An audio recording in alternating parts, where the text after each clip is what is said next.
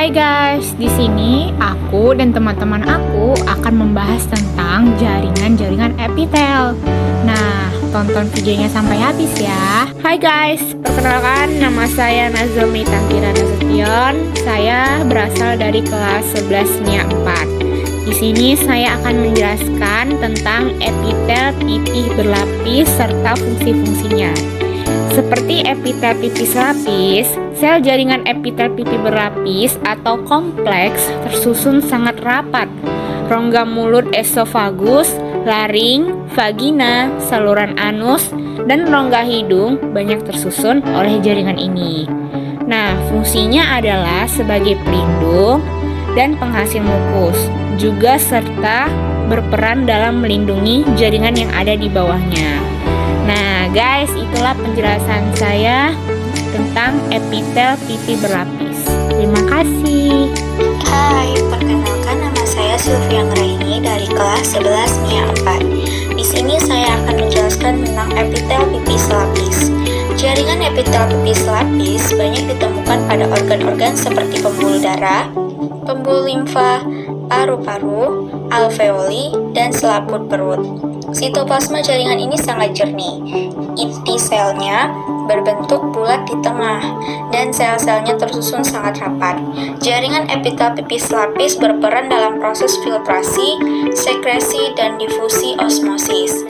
Fungsi epitel pipih lapis yaitu untuk menyaring zat-zat yang hendak masuk ke dalam organ, sekaligus menghasilkan pelumas untuk melancarkan kerja organ. Epitel ini bisa ditemukan pada ginjal, selubung jantung, pembuluh darah, pembuluh limfatik, dan kantong udara paru-paru atau alveolus.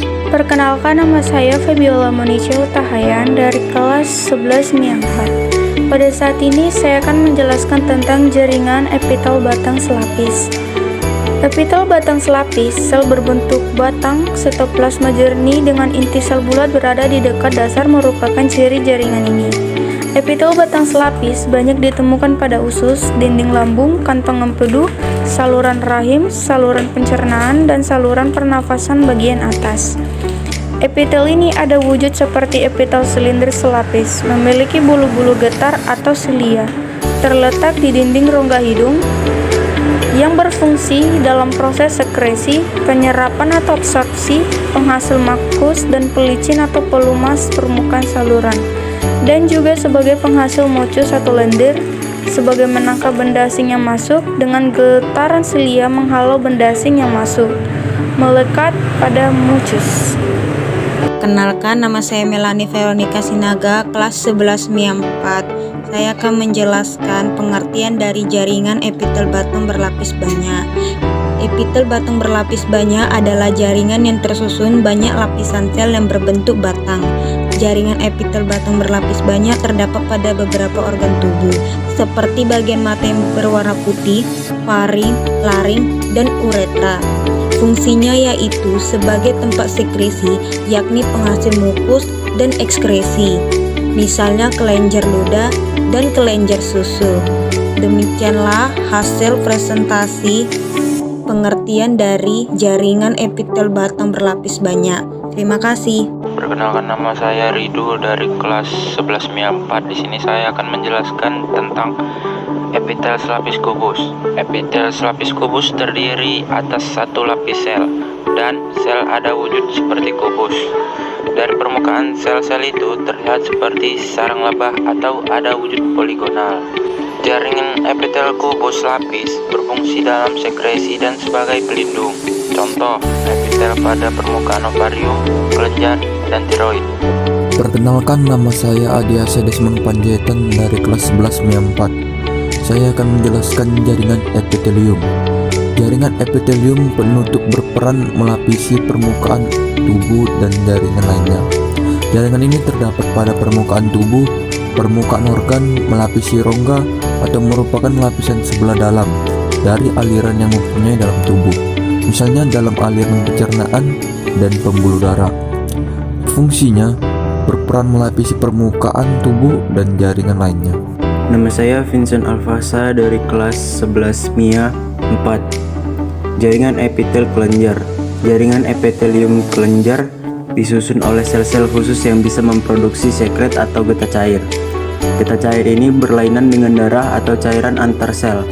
Berdasarkan metode kelenjar mensekresikan cairannya, kelenjar dibedakan menjadi dua, yaitu kelenjar endokrin dan kelenjar eksokrin. Fungsi yang pertama yaitu sebagai pelindung atau proteksi jaringan yang berada di sebelah dalamnya. Fungsi jaringan epitel sebagai kelenjar yaitu cairan yang menghasilkan getah. Perkenalkan, nama saya Tuanku Muhammad Ismara. Saya dari kelas 11 MIA 4, dan hari ini saya akan menjelaskan tentang epitel kubus berlapis banyak. Jadi epitel kubus berlapis banyak ini terdapat pada beberapa bagian tubuh, yakni folikel ovarium, testis, kelenjar keringat, dan juga kelenjar ludah.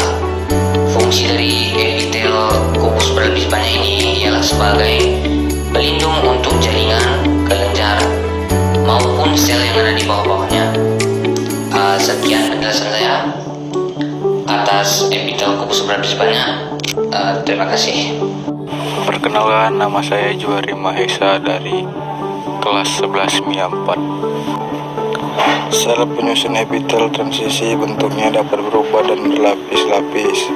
Epitel ini dapat ditemukan pada organ saluran pernapasan, ureter, dan kandung kemih. Saat kandung kemih berisi urin, sel epitel akan berbentuk kuboid seperti dadu atau silindris. Fungsinya bertujuan untuk memungkinkan peregangan atau pembesaran pada organ saat menampung urin.